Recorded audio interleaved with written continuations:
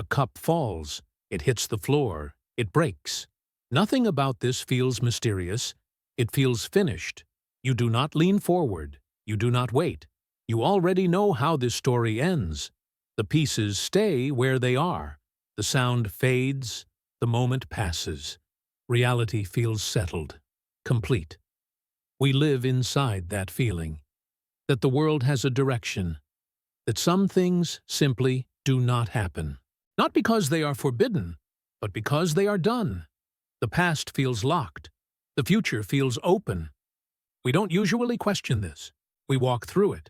We rely on it. We build our lives on it. Time seems to flow the way water flows. Downhill. One way. Effortless. Obvious. So obvious that asking why feels almost childish. Why would the pieces come back together? Why would the wave return to the sea? Why would a voice crawl back into a mouth? These questions feel answered before they are asked.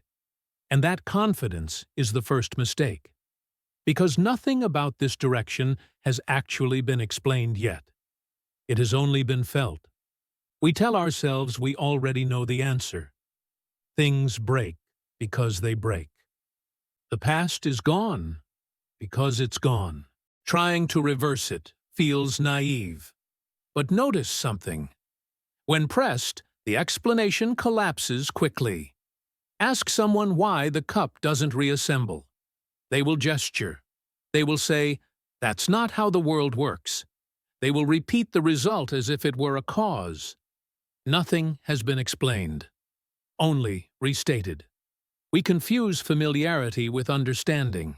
We feel the arrow of time so constantly that we mistake it for a law written into reality itself. As if the universe prefers forward. As if backward is illegal. As if somewhere, hidden inside matter, there is a rule saying, "You may go this way, but not that."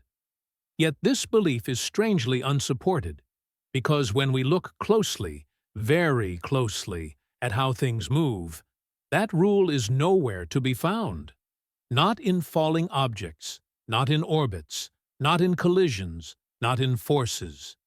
The deeper we look, the more uncomfortable it becomes, because the laws themselves do not seem to care which way time points, and that is where the unease begins.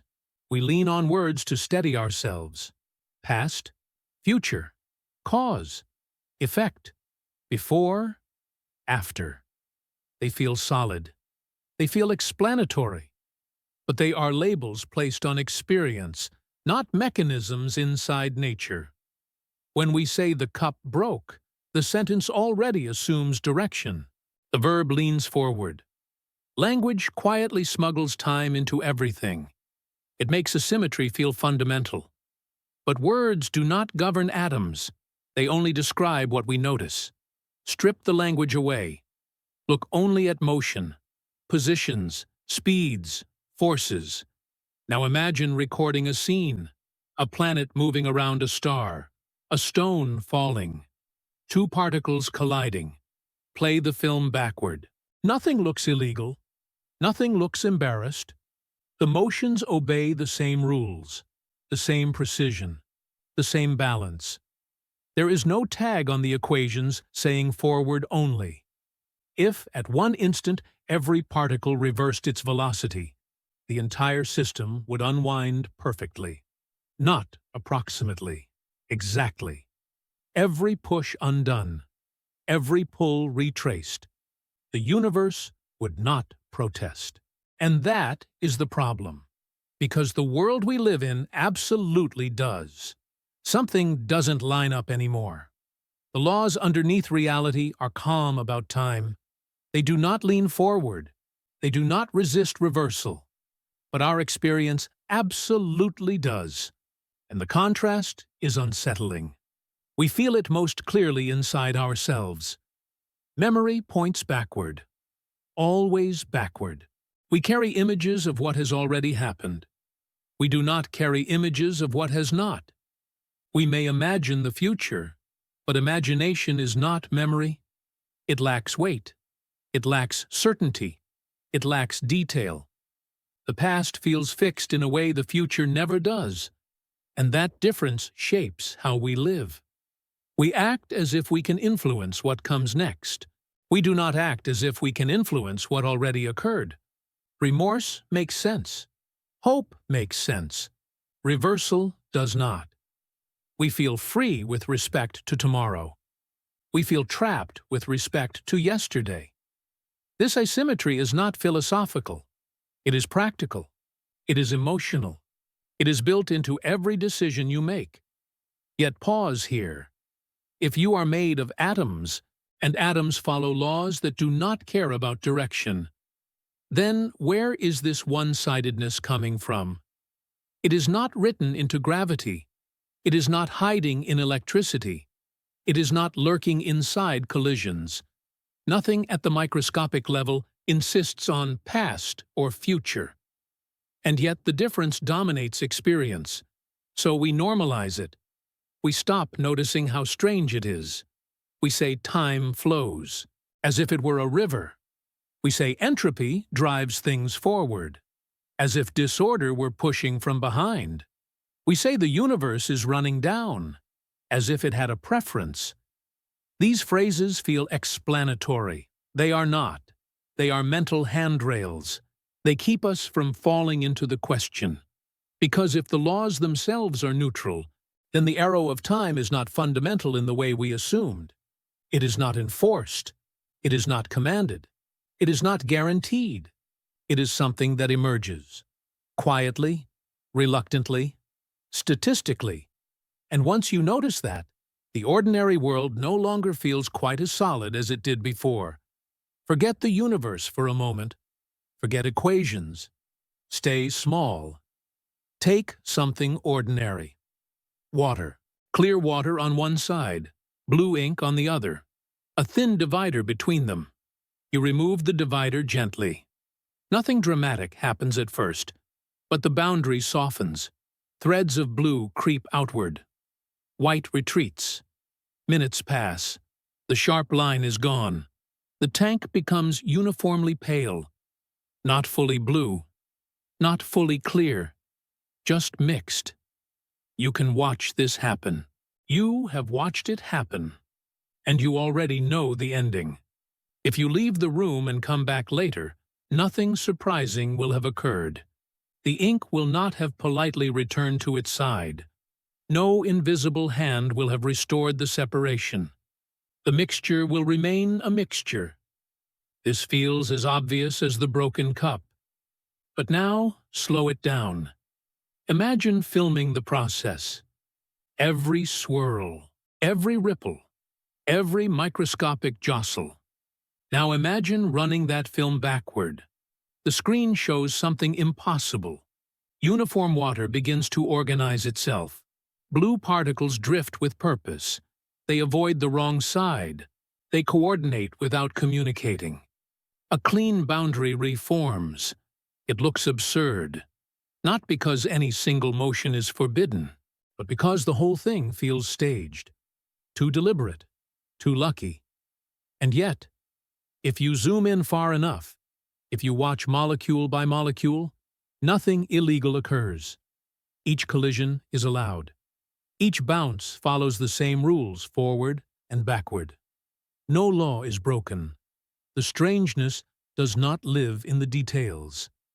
It lives in the totality, in the coordination, in the improbable agreement of countless tiny accidents. That is the crack where the arrow of time hides, not in the rules, but in the numbers.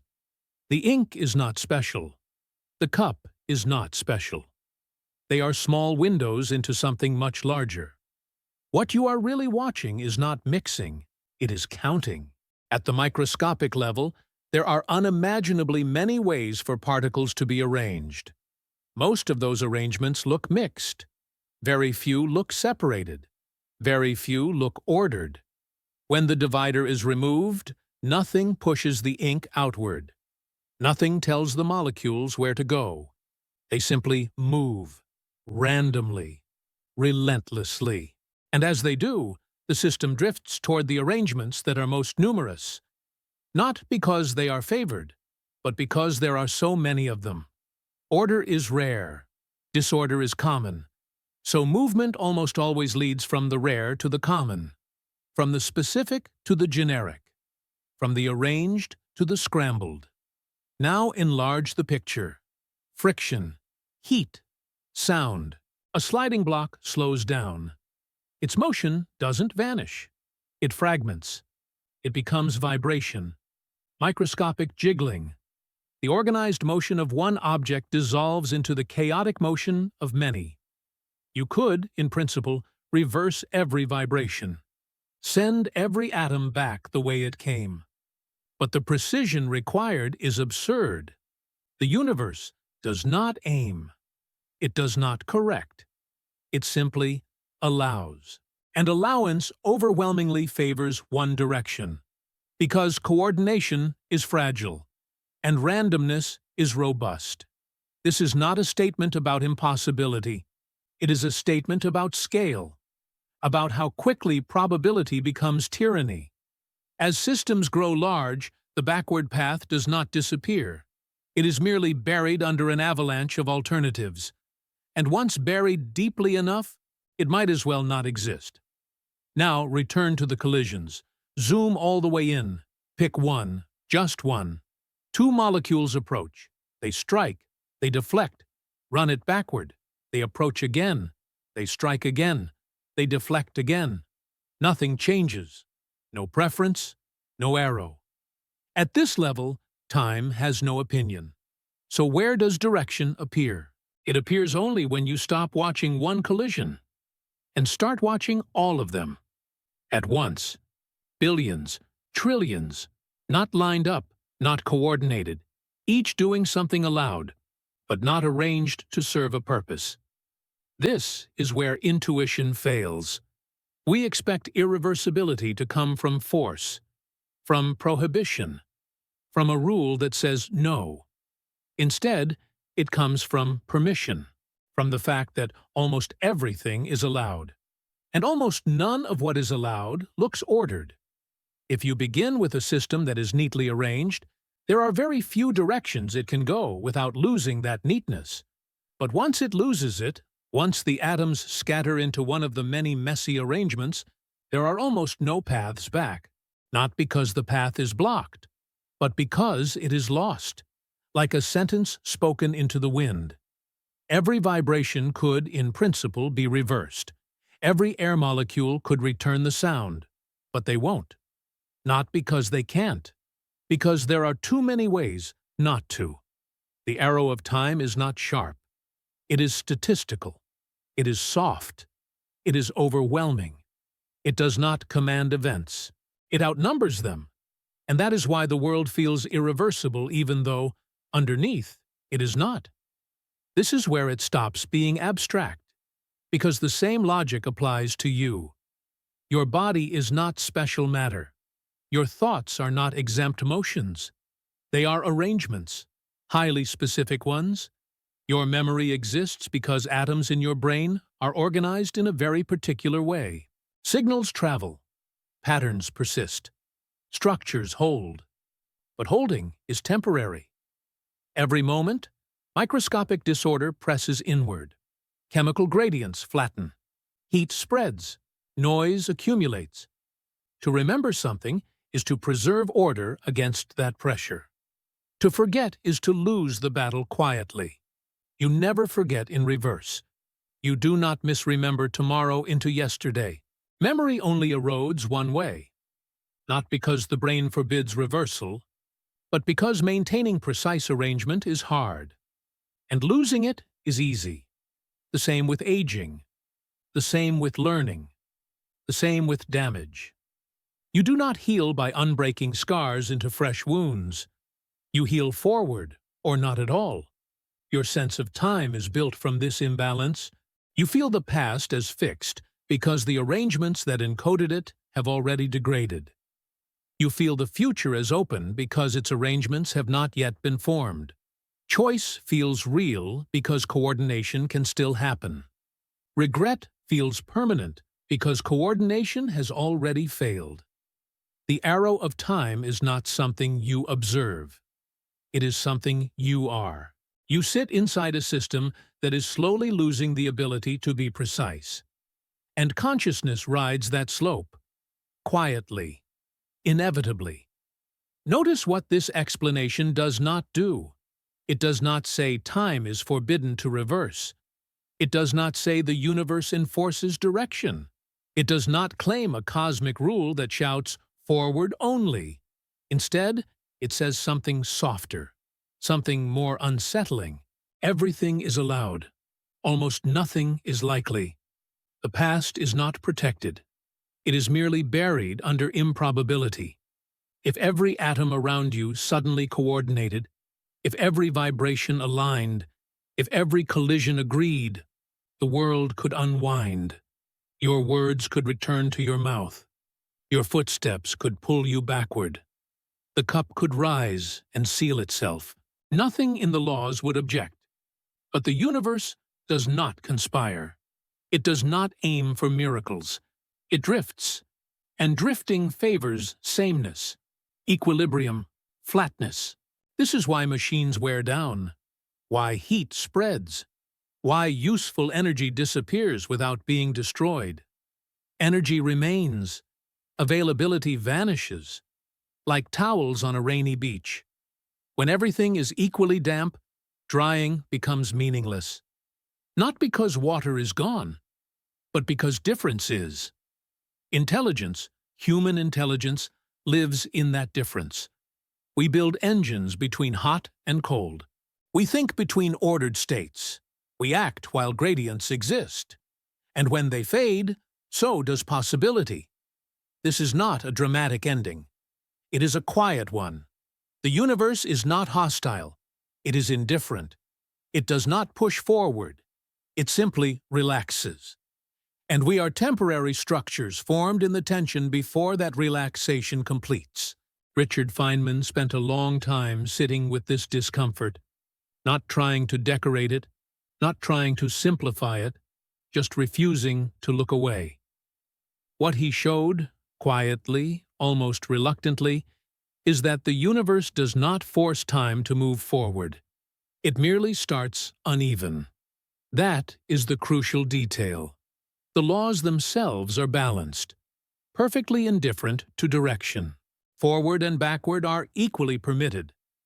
But permission is not outcome. If you begin with something cleanly arranged, something carefully separated, something improbably ordered, then ordinary motion is enough to erase it.